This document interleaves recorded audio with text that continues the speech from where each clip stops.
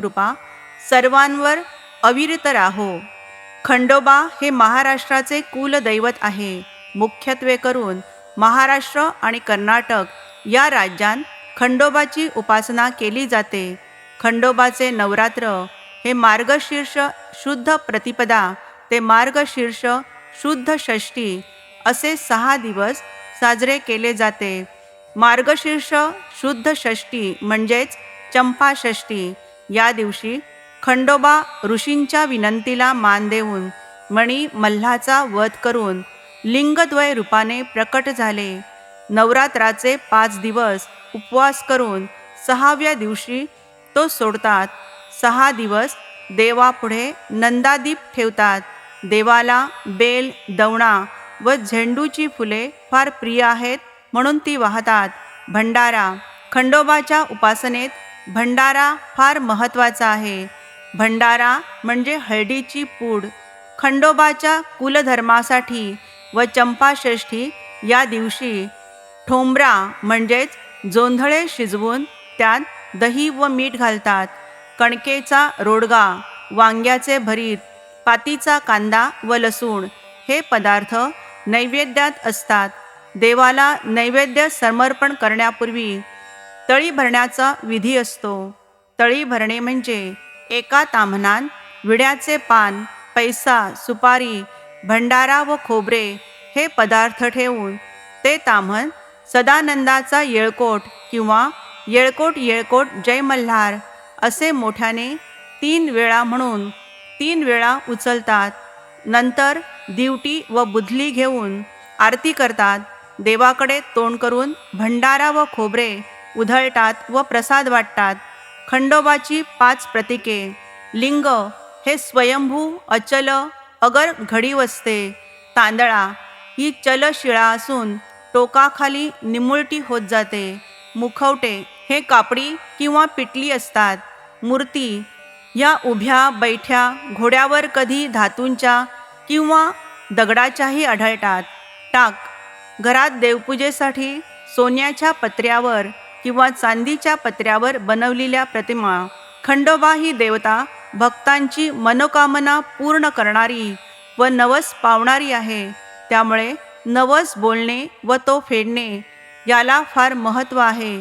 काही सौम्य नवस, मौल्यवान वस्तू देवास अर्पण करणे, दीपमाळा बांधणे, मंदिर बांधणे किंवा मंदिराचा जीर्णोद्धार करणे, पायऱ्या बांधणे, पोवरी बांधणे, देवावर चौरी ढाळणे, खेटे घालणे म्हणजे ठराविक दिवशी देवदर्शनास जाणे, पाण्याच्या कावडी घालणे, उसाच्या किंवा जोंधळ्यांच्या ताटात मखरांत प्रतिकात्मक देवाची स्थापना करून वाघ्या मुरळीकडून देवाची गाणी म्हणविणे यालाच जागरण किंवा गोंधळ असेही म्हणतात. देवाची गदा म्हणजे वारी मागणे, देवाच्या नावाने ठराविक काळात भिक्षा मागणे, तळी भरणे, उचलणे, दही भाताची पूजा देवास बांधणे, पुरण वरण व रोडग्याचा 8व्या रीतीनुसार नैवेद्य करून ब्राह्मण, गुरव व वाघ्यामुरळी यांस भोजन घालणे, कान टोचणे, जावळ, शेंडी आदी विधी करणे, खोबरे भंडारा उधळणे, देवाच्या मूर्ती विकणे. रविवार हा खंडोबाचा दिवस मानण्यात आलेला आहे. सोमवती अमावस्या, चैत्री, श्रावणी व माघी पौर्णिमा, चंपाषष्ठी व महाशिवरात्री या दिवसांना विशेष महत्त्व आहे. मल्हारी मार्तंड हा शिवाचा भैरव अवतार मानला असल्याने रविवारला महत्त्व आले आहे. चैत्री पौर्णिमा हा मार्तंड भैरवाचा अवतार दिन आहे. श्रावणी पौर्णिमेस मल्हारी व बाणा यांचा विवाह झाला. माघी पौर्णिमा हा म्हाळसेचा जन्मदिवस आहे. तर मार्गशीर्ष शुद्ध षष्ठी म्हणजेच चंपाषष्ठी या दिवशी खंडोबा ऋषींच्या विनंतीला मान देऊन मणी मल्हाचा वध करून लिंगद्वय रूपाने प्रकट झाले. खंडोबाचे नवरात्र. खंडोबा हे अनेक कुटुंबे आपले कुलदैवत म्हणून मानतात. खंडोबाला मणी मल्हाचा वध केला म्हणून मल्हारी, मैलार तसेच म्हाळसा कांत, मार्तंड भैरव किंवा खंडोबा म्हणजेच स्कंद पर्वतावरील खंड घेऊन दैत्याचा वध करणारा म्हणून खंडोबा म्हणतात. स्कंद पर्वतावरील श्री शंकर आपल्या खड्गासह मल्हासुराचा वध करण्यास आला. त्यावेळी खड्गाला खंडा असे नाव पडले. हा श्री शंकरांचा अवतार खंडामंडित झाला म्हणून त्याला खंडोबा असे म्हणू लागले. साधारणपणे विठ्ठलासारखी देहयष्टी, धोतर पांढरे, डोक्याला रुमाल, अंगरखा, उपरणे असा साधाच वेश असतो. बेल भंडारा वाहणे ही त्याची प्रमुख भक्ती होय. हळदपूड, सुख्या खोबऱ्याच्या वाट्या एकत्र करून तो प्रसाद वाटतात. येळकोट येळकोट जय मल्हार हा गजर करतात. याचा अर्थ असा लावतात की हे खंडोबाराया, सर्वत्र भरपूर अन्नधान्य पिकू दे, ज्या योगे सर्वत्र सुकाळ होईल आणि आम्हाला भरपूर दान धर्म करता येईल. खंडोबाच्या 4 हातात खड्ग, त्रिशूळ, डमरू व रुधिर मुंडांसह पानपात्र असते. जवळ कुत्रा असतो. मानप्रमाणे प्रथम मान नंदीला, नंतर घोड्याला व नंतर कुत्र्याला असा असतो. खंडोबाची उपासना. खंडोबाचे उपासक मार्गशीर्ष प्रतिपदेपासून मार्गशीर्ष षष्ठीपर्यंत सटीचे नवरात्र म्हणून कुळधर्म पाळतात. प्रतिपदेला सकाळी लवकर उठून सडा संमार्जन करतात. नंतर नवरात्र बसविण्याने स्नान करून शुचिर्भूत होतात. खंडोबाची पूजा. खंडोबाची तांदळा, शिवलिंग व चतुर्भुज मूर्ती या तिन्ही रूपकांची पूजा होते. बरोबर कुत्रा व घोडे मात्र असतातच. लग्न समारंभातच खंडोबाचा टाक घेतात. घरी त्याच टाकावर नवरात्र बसविले जाते. देवाची स्वच्छता, घासपूस करून पूजा करावी. कापूर, चंदन मिश्रित पाणी एका भांड्यात घेऊन ते पूजेसाठी वापरावे. पूजा करताना फुले, गुलाल व भंडारा वहावा. भंडार लावलेले तांदळाचे दाणे वहावेत. पूजा करताना देवाला प्रिय तांबडी, निळी, पांढरी कमळे व इतर त्या रंगाची फुले, पारिजातक, झेंडूची, मालती फुले अर्पण करावी. पत्री म्हणून देवाला नागवेलीची पाने, बिल्वपत्रे, हळदीची पाने, अशोकपत्रे, तुळशीपत्रे, दुर्वांकूर पत्रे, आंब्याची पाने, जाईची, कवठाची, जांभळीची, सब्जाची पाने देवास विशेष प्रिय आहेत असे मल्हारी महात्म्यामध्ये म्हटले आहे. मिळतील ती पत्री पाने देवास वहावी. देवासमोर सुगंधी धूप जाळावा. उत्तम वस्त्रे, अलंकार देवास अर्पण करावे. देवासमोर वाटीत दूध ठेवावे. 13 गुणी पानाचा विडा देवाला अर्पण करावा. देवावर पहिल्या दिवशी विड्याच्या पानांची माळ बांधतात. देवाजवळ नंदादीप 6 दिवस तेवत ठेवतात. देवाला रोज माळ वाहतात. देवाची रोज पूजा, नैवेद्य व आरती करतात. आरतीसाठी पिठाचे दिवेही केले जातात. 6 दिवसांपैकी एका दिवशी तरी उपवास करावा. मल्हारी महात्म्याचे, मल्हारी स्तोत्रांचे श्रवण नवरात्राच्या या दिवसात फार फलदायी होते. महानैवेद्य.